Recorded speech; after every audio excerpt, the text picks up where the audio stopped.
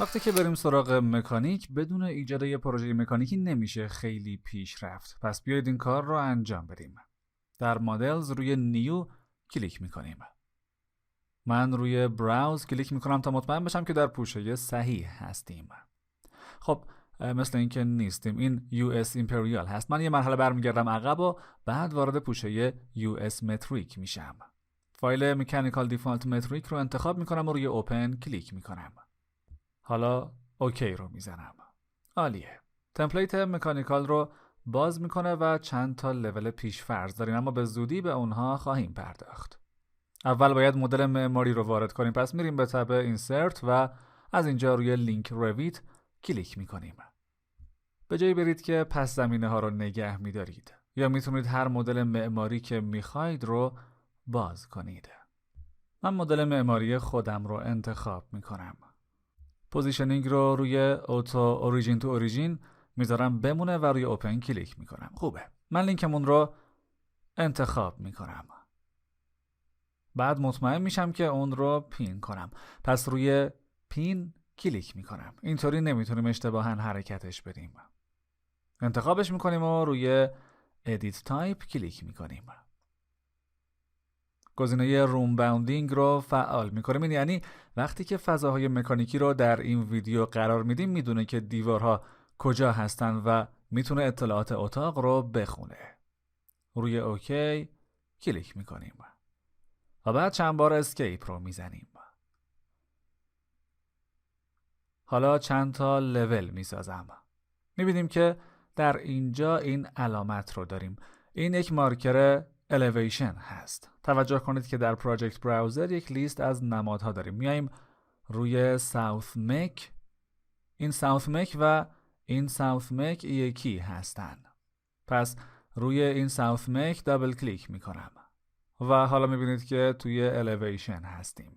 تنها راه اضافه کردن طبقات از نمای الیویشن یا نمای برشی هست.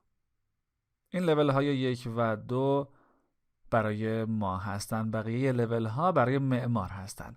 اگر اینجا زوم کنید و لول 2 رو انتخاب کنید، توجه کنید که یه دستگیره فعال میشه. روی بالون کلیک نکنید چون اینطوری نمیشه. باید روی لول 2 کلیک کنید تا دستگیره فعال بشه. حالا کلیک میکنیم و به سمت راست درگ میکنیم و میاریمش اینجا.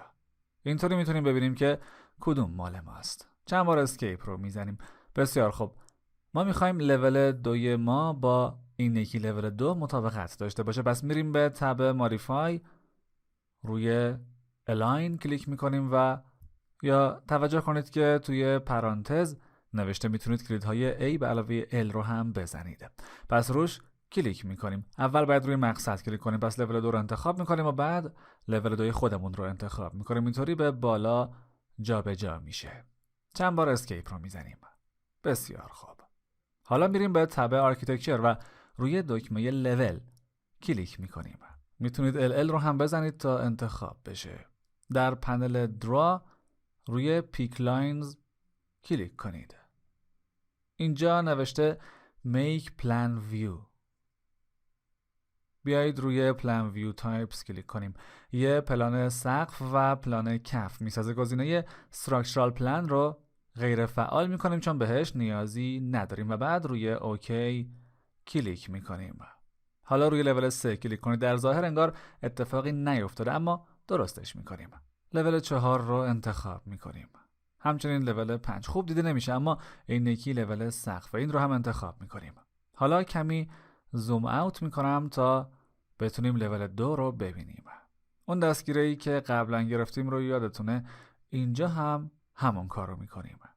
این دستگیره رو میگیریم و به سمت راست میکشیم تا با لول 2 تراز بشه و بعد رهاش میکنیم. روی این دکمه کلیک کنید تا اطلاعاتش فعال بشه و بعد چند بار اسکیپ رو بزنید. برای این هم همین کار رو بکنید. بعد اسکیپ رو میزنیم و برای این یکی تکرار میکنیم. دوباره اسکیپ و در نهایت این یکی. بعد هم چند بار اسکیپ رو میزنیم. خب خوبه. بد نشد. حالا به بالا اسکرول میکنیم تا پیداشون کنیم.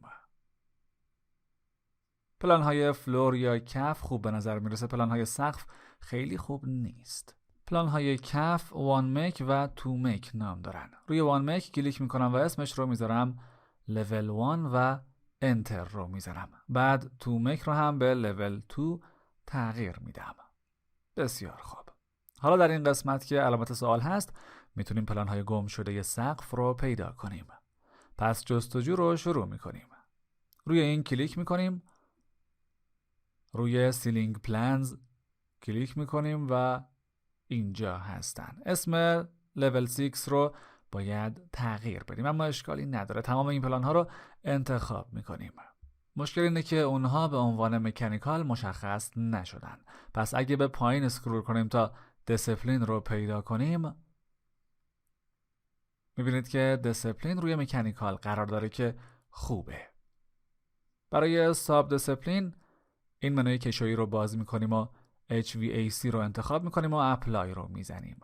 حالا پلان های سقف اینجا هستن. من روی تو سیلینگ مک کلیک میکنم و اسمش رو به level 2 تغییر میدم و انتر رو میزنم. بعد اسم وان سیلینگ مک رو به level 1 تغییر میدم و بعد هم انتر رو میزنم. خب عالیه. بیایید چند تا سپیس اضافه کنیم. در فلور پلنز روی level 1 دابل کلیک میکنم و بعد زوم اوت میکنم و مدل رو بررسی میکنم. اطلاعاتی از اتاقها هست که میتونیم به دستشون بیاریم. پس کاری که میکنیم اینه که میریم به تب انالایز و روی سپیس کلیک میکنیم. حالا وقتی موس رو روی یک اتاق میبریم باید پیداش کنه. اگه پیدا نکرد یادتون باشه که باید پلان رو انتخاب کنید و روی ادیت تایپ کلیک کنید و گزینه روم باوندینگ رو فعال کنید. این رو کنسل میکنم و اسکیپ رو میزنم و حالا روی اسپیس کلیک میکنم. توجه کنید که وقتی کلیک کنیم اون رو قرار میده. فقط نوشته اسپیس 1 اما اشکال نداره. میتونیم اطلاعات رو ازش استخراج کنیم. اینجا کلیک میکنم و اینجا هم کلیک میکنم. حالا ادامه میدیم و روی فضاها کلیک میکنیم. یه راه برای انجام خودکارش وجود داره اما من میخوام به صورت دستی انجامش بدم. توجه کنید که این یک فضای بزرگه. من فکر کردم که 2 تا است اما اشکالی نداره. من اون فضا رو پاک کردم. اینجا و اینجا کلیک میکنم. فکر کنم همه رو انتخاب کردم. چند بار اسکیپ رو میذارم و میبینید که اسمهاشون اشتباهه. اگر ماوستون رو روی هر کدوم از این فضاها ببرید میبینید که اسمش رو نمایش میده. من سپیس 9 رو انتخاب میکنم. میرم به پراپرتیز و میبینید که شماره و اسم اتاق 106 اگزم هست. اما اینجا اسمش فرق داره. پس ما میتونیم چند بار اسکیپ رو بزنیم و روی اسپیس نیمینگ کلیک کنیم. در قسمت آپشنز باید نیمز اند نامبرز رو انتخاب کنیم و بعد روی اوکی کلیک میکنیم. میبینید که اسمها عوض شد. بسیار خوب. مدلتون رو ذخیره کنید تا کارمون تموم بشه.